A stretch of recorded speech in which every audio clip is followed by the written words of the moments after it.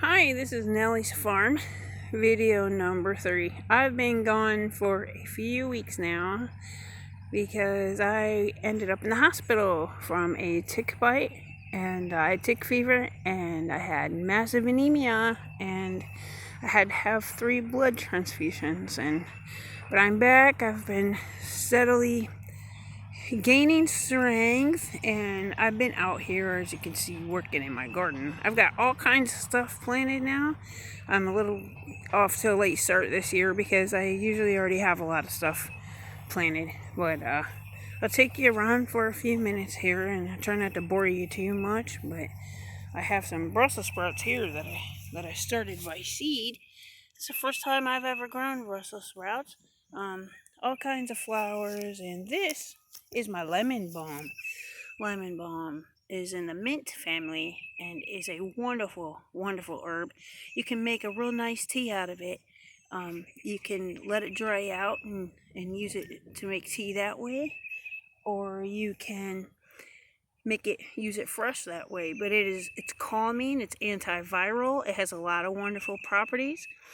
And I was going to take you back and show you not much of this stuff, but the stuff growing wild in my yard.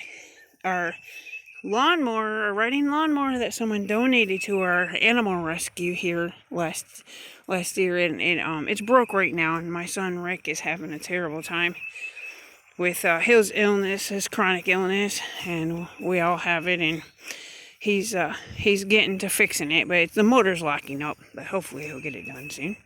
But our grass is over. Our grass is long because of this, but the good thing about it is, and here's Pepper making her appearance. Say hi, Pepper. Say hi.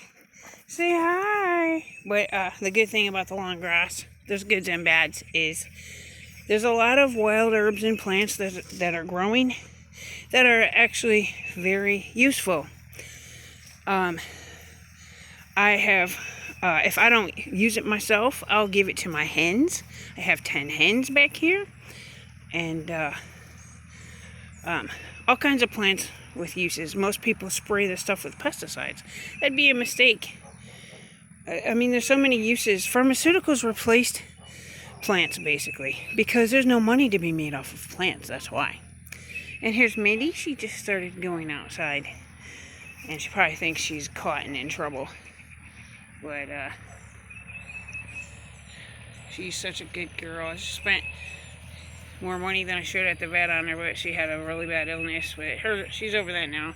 This is that little plant on the stool is it's called China doll plant, and my friends Ben and Lily gave me that in the hospital. They sent it the day I was leaving. That was wonderful. The only thing I've ever got out of a hospital, a gift anyone sent me. The last time I was in the hospital was when I had my youngest son, who's almost 15. Before now, they took good care of me though. Okay, what have we got here? Alright, you guys might have heard of wild lettuce. This is a mess right now, like I said, because the mower's broke, but we just gotta watch out for snakes. This is wild lettuce. There's a lot of videos online about it. You can actually make a pain medicine out of it. I used it one time, dried it out. This thing will grow to be like 10 feet tall. And it looks like dandelion, basically. But they're very similar looking. So both of them are safe to eat. You just got to make sure no pesticides have been grown around them. Or put around them. And you also have to make sure that it's not by a roadside, because exhaust fumes, will contaminate the plant. And here's another. But yeah, they'll grow to be like 10 feet high. Well, I used mine when I was feeling really poorly before. There's another over there. I don't harvest them anymore. I used to, but I dried it out and there's tar in the middle. Like there's this white sap stuff in the middle. And that is the stuff, I guess, that you want to use. I did that myself. Okay. Do you see the white stuff right there? That white tar stuff when you break it off? That's the main ingredient, which I don't know the scientific name of. I'm sorry. You can look it up, but see, it's sap. See, Well, I used it. I made it into a tea. I think I made it too strong. It it knocked me out. It relaxed me a lot. Made me feel better. I have fibromyalgia, as a lot of you guys know. I've went from taking handfuls of pharmaceutical drugs to using plants, and I'm better for it. And I was walking back here a few minutes ago, and there's so many useful plants, and I thought I should make a video of this now that I'm feeling a little bit better. These are sorrel and cloves. My hens really love the cloves. I just pick handfuls and put them over in their enclosure. They can't get out and free roam because of my dogs. So I try to take some plants to them. This is curly dock. Curly dock is really good tasting in salads. Now you gotta, if you use them like that, you gotta do it when they're really young because they'll get too bitter and kind of nasty when they're bigger like that. But if you get them when they're young, they're great to add to salads. This is a thistle plant. Not sure what kind of thistle. It might be milk thistle. I'm not sure, but a lot of people know that thistle is great for the liver. Hepatitis C patients use thistle a lot, and my hens think I'm bringing them some goodies right now, so they're like cawking and following me around and squawking. I'm sorry, girls. I'll bring you something else in a few minutes, okay? I'll probably give them some shredded cabbage or something in a minute. They've been so wonderful, laying so many eggs this spring. Oh, there's big old bees following me. And there's one little one sitting on the nest. I think she thinks she's gonna hatch her eggs. But I wanted to show you the lemon balm growing wild, and lemon balm is so easy to grow it becomes invasive. It's a wonderful herb, it really is. It's comparable to like Flexerol or something like that. Same thing with the wild lettuce. It relaxes your central nervous system. But this is my big lemon balm patch. Not these little squirrely things. I'm not sure what those are, but I cleaned all this area out a few days ago. It's a mess. It really needs the weed eater and everything, but we're behind on our yard work as always. But yes, this is lemon balm. It's a beautiful plant. Oh, it smells awesome. It smells absolutely awesome. And there's Nellie sitting in front of my poke plants. Lemon balm is incredible smell. But it grows so easily that I don't even know how this plant next to our shed started, honestly. I did have a few seeds and they must have got over here somehow.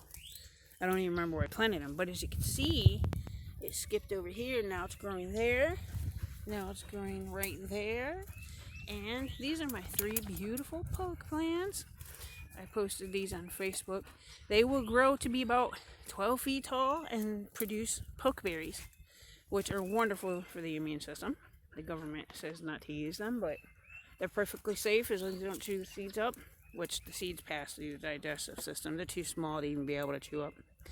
But you see there's white flowers all over. I have acres of them. Those are wild blackberries. And they're everywhere. I mean, acres and acres and acres of them. We have 55 acres here. About half of it is the mountain and not really usable.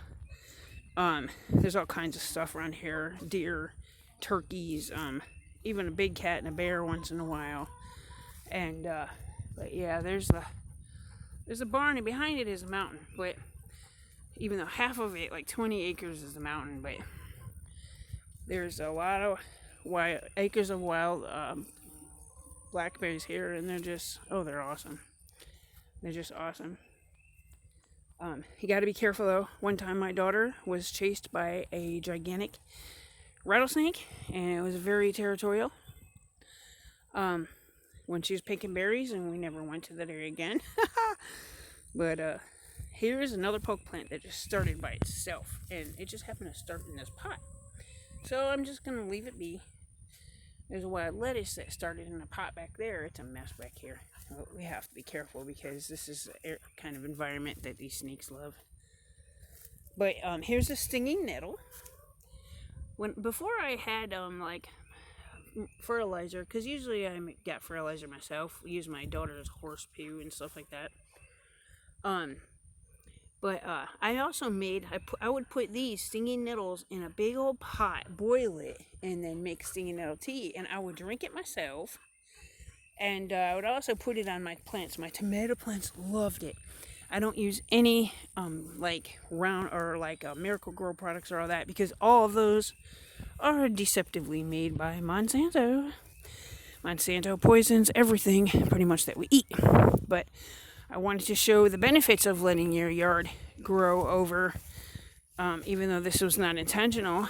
There's a lot of useful plants that you can use, and I've always kind of been interested in stuff like that. But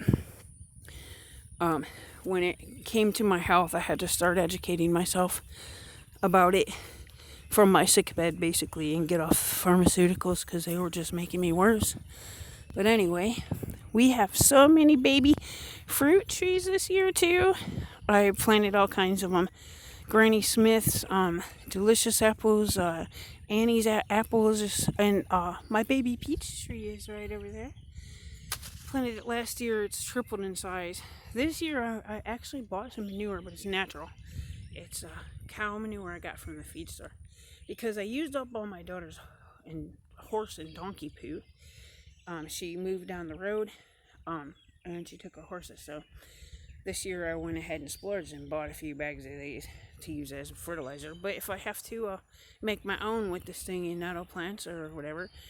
Also, these blackberry plants, if you see all those white flowers, not the ones on the ground, but the bushes, I'm headed over that way now. See, here's some of my baby apple trees. Oh, I can't wait till they're big. This one over here, 5 years ago when we got here, this apple tree right here, believe it or not, was like 3 feet high. I fertilized it, I prayed over it, I fed it, watered it night and day, and look at it now. In 5 years' time, and it produces mini apples, by the way. I'll show you later on in the season, if we're all still here, if we didn't get vaporized from all the crazy people in charge right now and our governments, because I guess everything's ratcheting up with World War III and Russia and all that. The tensions are rising again. It's crazy. That's why I'm so glad to be out here. Anyway, these are the wild blackberry plants up close, and these little leaves on them are right here. Those leaves, I've done the same thing. I've boiled the leaves, and there's a ton of vitamin C in them. It's really good if you get them when they're really tiny babies, like this, really tiny. I boil them, simmer it, tons of vitamins and vitamin C and everything comes out. I've also used that for natural fertilizer for my garden plants. So yeah, we have acres of these things. Okay, well, that was Nellie's video number 3. I'm sorry it took so long for me to get back to you guys, but it's been rough. I've been sick. I appreciate you guys' prayers, and because, as you know, most of you know, my whole family is chronically ill, and that's why it's important that we eat as much healthy food as possible. That's why a big reason I'm growing so much food.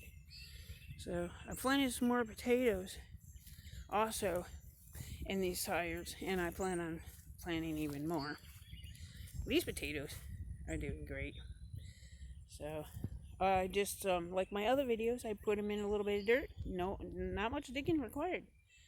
Put some hay over it and water it a lot, and boom, they come up. It's pretty simple. And this is that tiny, tiny baby apple tree that is now big in my compost bin that my son James made to put all the extra, like, leftovers from dinner and stuff like that in. And this winter, I'm gonna spread it out all over our little gardens, so it'll be even more fertilizer. Okay, well, this has been Nellie's farm video number 3, signing off. I thank you for watching, and I hope that you'll subscribe if you haven't yet, and I'll keep you posted on different things. And I thank you for watching. God bless you guys. Stay safe. Enjoy the rest of your day.